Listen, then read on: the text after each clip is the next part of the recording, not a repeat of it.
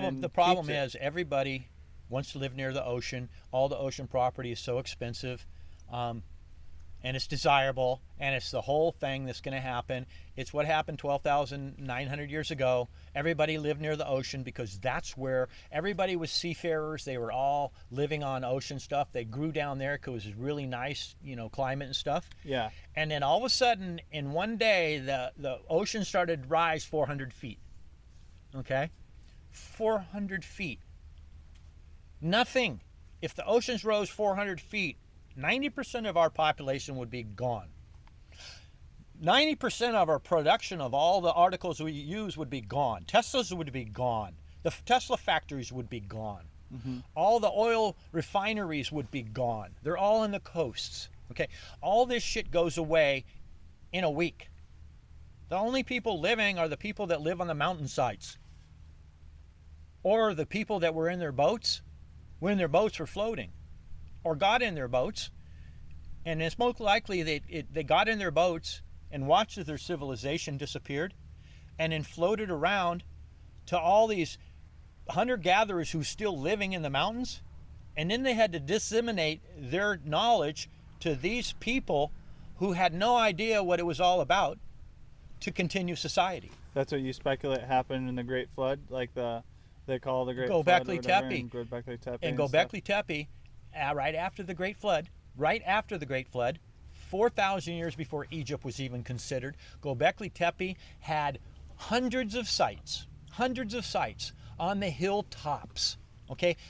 And the reasoning at this point in time most likely is that these were sites of learning, and where the rest of humanity, they say, oh, they're religious. Well, screw that. Religion isn't necessary when you have to grow food, okay? Religion only comes about when you're very settled and everything's secure.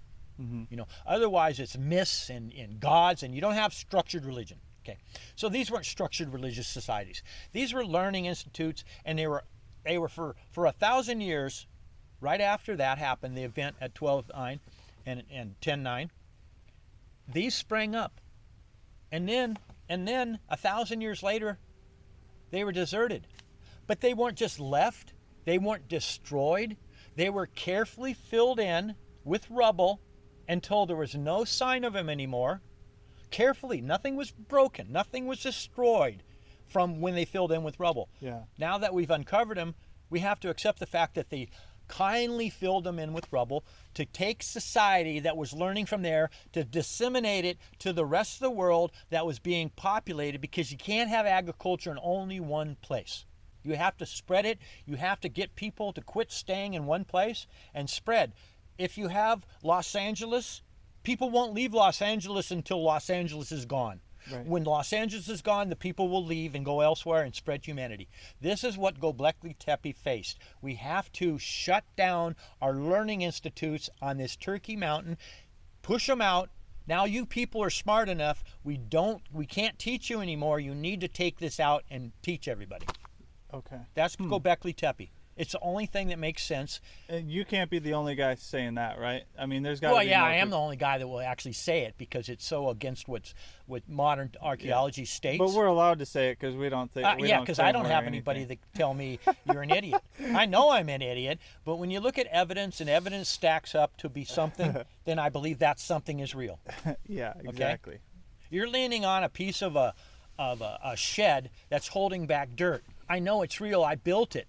But people go, that's a shed. That's not a dirt holder backer.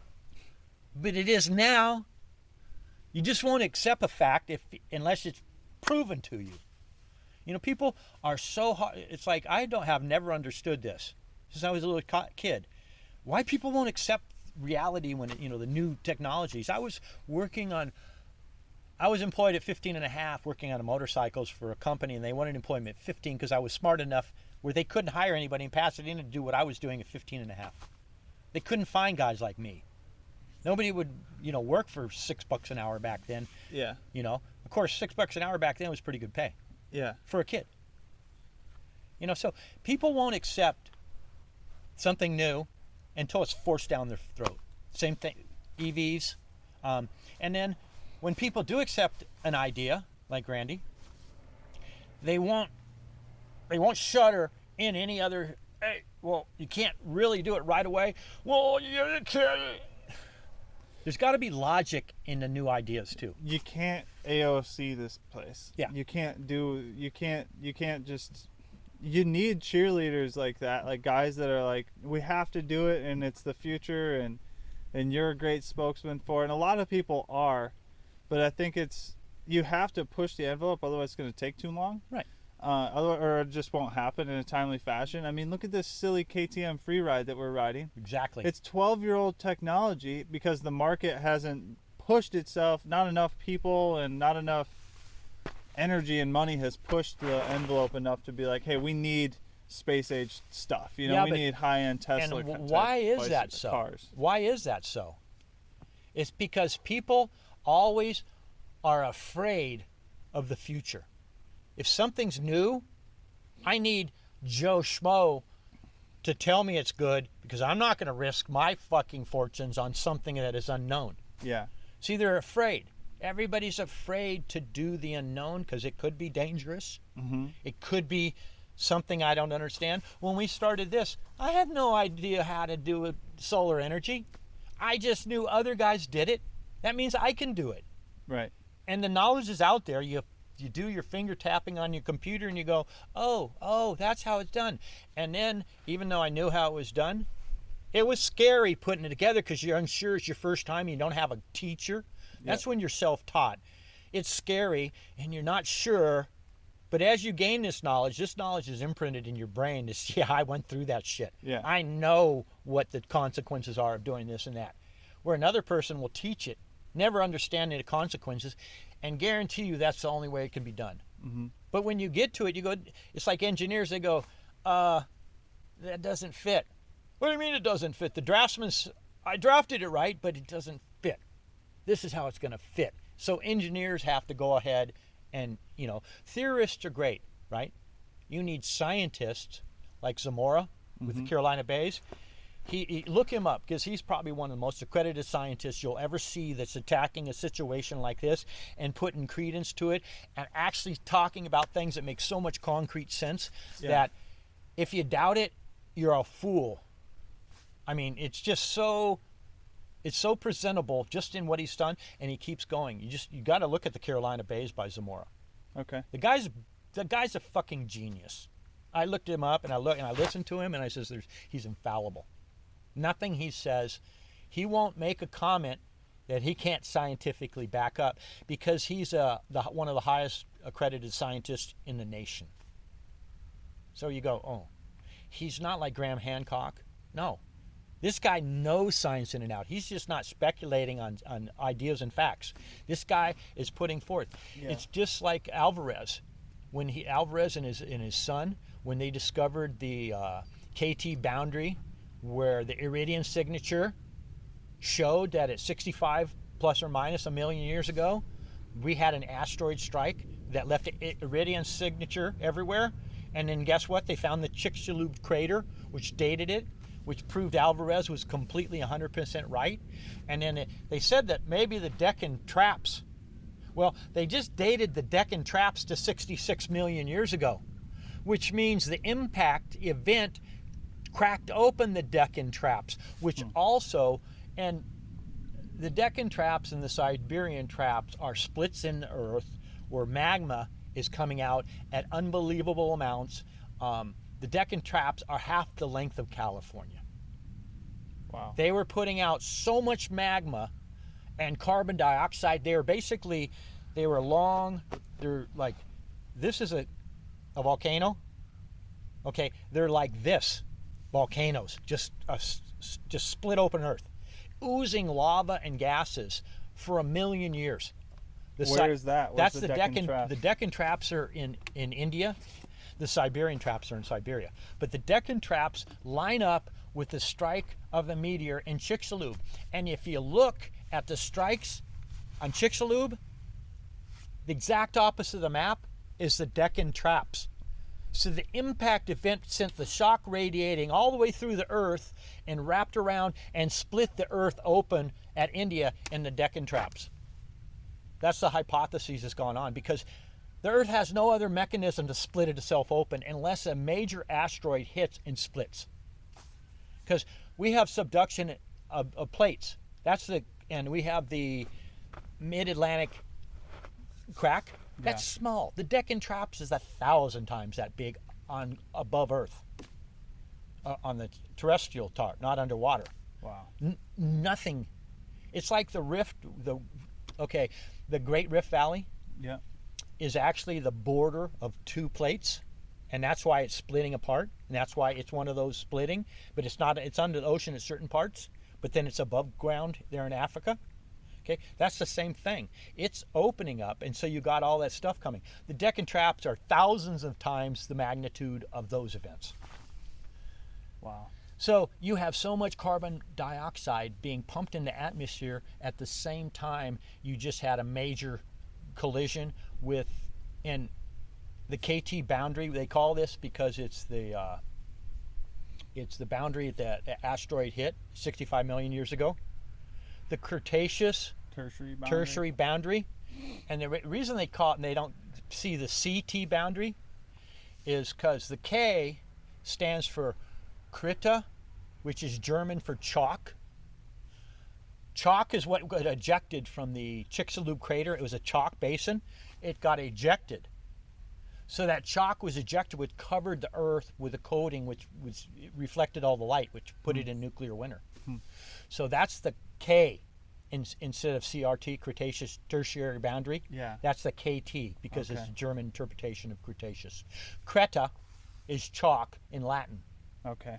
Interesting. It's spelled with a CRETA. Cretaceous. Creta, chalk, chalky environment. Okay. Krita, Krieta. Krita is German. Okay. And that's why it's the KT. Okay. I had to look that up because it's like, that doesn't make sense. And I looked it up. I says, oh, of course it makes sense. The Germans were the first ones to suggest this. Isaac Newton. You know him, right? Isaac Newton? Yeah. Okay. He postulated that the Great Floods were caused by a meteor strike. That's in the 1600s. Yeah. Another guy in the 1700s, I can't remember his name, he did the same thing. He says, I think the floods were caused by a meteor strike on some ice sheets. Right. This has been going on since the 1600s. People have been hypothesizing that the Great Flood was real and it was caused by a meteor strike. And now we have evidence that it did happen. All this telltale evidence everywhere, but we're not going to admit it. The Bible doesn't go. Guess what, guys? God didn't do it unless he threw that asteroid down on us. But God controls everything, so God did do it. And God's going to do it again. Because man is going to get too proud of himself, like they say on Atlantis, and he's going to think he can control everything until an asteroid strike hits. So what happens then? Well, you better be prepared. There's gotta see, society gets too far ahead of itself that if something catastrophic happens and changes our environment, we will have our civilization will collapse. And if you look back 30,000 years ago at the Denisovan cave finding, where they had a stabilized drill that drilled from a stable drill through an amulet that was highly polished, what kind of civilization would be necessary to do that? One probably in the 1800s of our century. So that means 30,000 years ago, we had a civilization that was capable of our civilization in the 1800s. But they completely disappeared. But we found evidence they were in that drill hole. So the evidence is there that they were here. It's just 30,000 years is a long time for anything to exist on the top of the earth. Okay? And then explain why everybody dug caves everywhere all over the world and the melted granite. If we didn't have a major, you've got gamma ray bursts. You know what that is? Kind of. GRBs are when a sun that's a supermassive sun is spinning. It's a neutron star. It hasn't gone into a black hole. Didn't have the size, but it was big enough to crush everything but neutrons. Okay, we got protons and neutrons. Protons are gone. You got neutrons. It's so dense. A teaspoon of it would be as heavy as Mount Everest. That's how dense it is. And they're the size of Jupiter. and they're spinning at ridiculous speeds. And they ramp up this energy every once in a while until they can't hold it in, and it goes, and a beam of energy. They found these because they flashed from millions of light years away, and they got these signatures of them. They could tell they'd been Gamma ray bursts. gamma ray, GRBs. Okay, if a GRB happened in our galaxy and was aimed towards Earth, it could melt granite and destroy civilizations. Half of the Earth would be gone. That's a GRB. We have evidence that we've been hit by a GRB on the melting granites and stuff. Wow. So it's not only a pulse of the sun's radiation coming out on a solar flare. It could be a GRB that could have hit us. Because if it hit us from a close enough, it would have had the energy to destroy anything. So Wow. that's one more catastrophe that could hit Earth.